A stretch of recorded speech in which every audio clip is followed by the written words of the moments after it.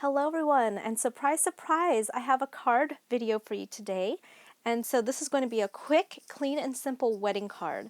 So I was just showing you there that the designer paper I'm using, which is from my scrap pile, I just trimmed it down so that it was 1/8 of an inch border all the way around.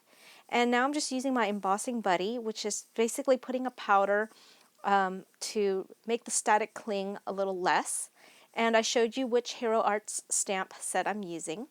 I put this little chipboard piece behind my paper because I tried a sample, and because this is a solid stamp, it didn't stamp very evenly, and so I just put this board behind to make sure I had a flat surface to make sure I got even contact behind my stamp there. So I use Versamark ink, which is a clear sticky ink, which works best for embossing, and I'm going to use white embossing powder, and I'm just going to funnel that back into the container, and now you can actually see my stamped image there. And I did try using my white pigment ink from Simon Says Stamp, but I got a very choppy image, so I decided to stick to my go-to Versamark ink instead of the white ink. So now I'm just using my heat tool to heat up and melt the powder, and now you can see it's nice and glossy there. And it warped a little bit, but it's okay, I'll just put more adhesive on the back.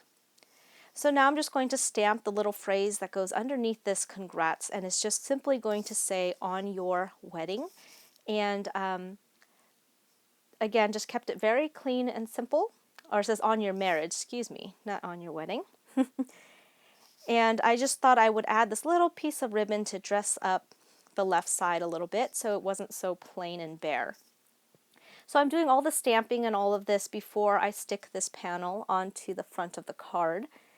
So this allows me to do this, which is just simply tape the ribbon to the back using some washi tape, and I'm just pressing with my nail down all the edges of the washi tape to make sure it has good adhesion, to make sure this ribbon doesn't slip through.